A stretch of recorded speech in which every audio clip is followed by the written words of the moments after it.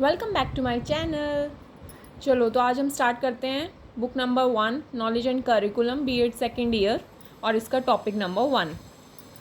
मुझे लगता है बुक से पढ़ने में ज़्यादा ईज़ होगा। बाकी आप मुझे कमेंट में बता सकते हैं कि आपको इसके नोट्स चाहिए या फिर कुछ मैं नया तरीका इसके लिए फ़ॉलो करूँ। So let's start with the topic number 1 और इसका फर्स्ट टॉपिक दिया गया है जैसे कि बुक का भी नाम था नॉलेज एंड करिकुलम और इसका फर्स्ट टॉपिक भी क्या है नॉलेज के बारे में ही दिया हुआ है। तो नॉलेज का आपको एक जनरल वे में पता भी होगा। नॉलेज तो इसका हिंदी में मतलब होता है ज्ञान। ज्ञान क्या होता है? अब दो चीज़ें होती हैं, वन इज़ इंफॉर्मेशन और सेकंड इज़ नॉलेज। दोनों में ना डिफरेंस होता है। बोलने में तो शायद सेम ही लगता है कि इंफॉर्मेशन कहो या फिर नॉलेज, लेकिन इंफॉर्मेशन मीन्स जानकारी और नॉलेज मतलब कि ज्ञान।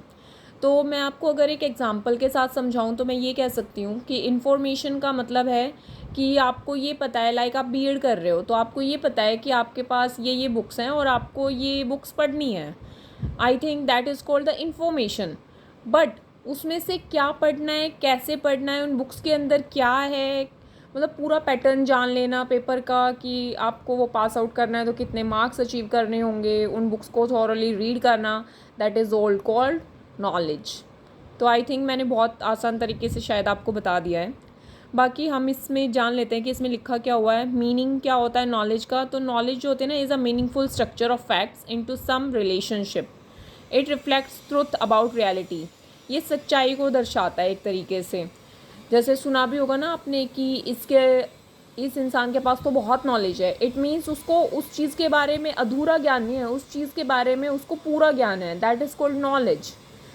और नॉलेज जो होती है ना इसमें ज़्यादा कुछ बताया नहीं गया है, इट्स टू सिंपल। अगर आप इसको रीड भी करोगे ना तो इसमें इस पैराग्राफ में बहुत ज़्यादा कुछ बोला नहीं गया है। आप जो मैंने हिंदी में बताया आप इसको एग्जाम्पल्स के थ्रू अपनी लैंग्वेज में लिख सकते हैं।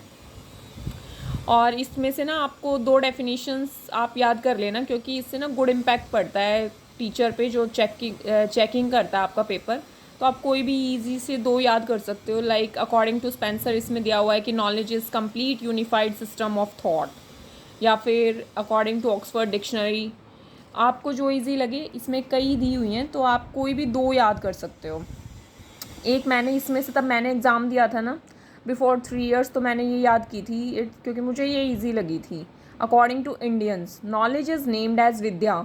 जैसे आपने सुना भी होगा इसको बहुत ज्ञान है, तो ज्ञान को हम ना एक तरीके से लोकल उसमें किससे जोड़ते हैं, हम जोड़ते हैं कि बच्चे या फिर जो भी सब पढ़ाई करते हैं तो विद्या मतलब ये पढ़ाई करता है, इट मीन्स इसके पास ज्ञान है। लोकल लैंग्वेज में हम यही बोलते हैं। तो इसमें भी यही बताया है कि according to Indians knowledge is named as vidya. It involve facts about reality and cognitive changes as well. और एक लास्ट में इन्होंने ना ड्यूए का दिया हुआ है। According to Dewey knowledge is dynamic in nature. तो डायनेमिक इन नेचर क्यों बोला गया है? क्योंकि देखो नॉलेज जो है ना, इसका भी एक एग्जांपल मैं आपको दे सकती हूँ कि लाइक मान लो कि आपके पास एक स्मार्टफोन है और आप कहते हो कि लाइक आपको पता चल गया, डायनेमिक मतलब चेंज होती रहती है, वो हमेशा सेम नहीं रहेगी कि आपके पास जो ज्ञान है एक बार आ गया तो वो वही नो।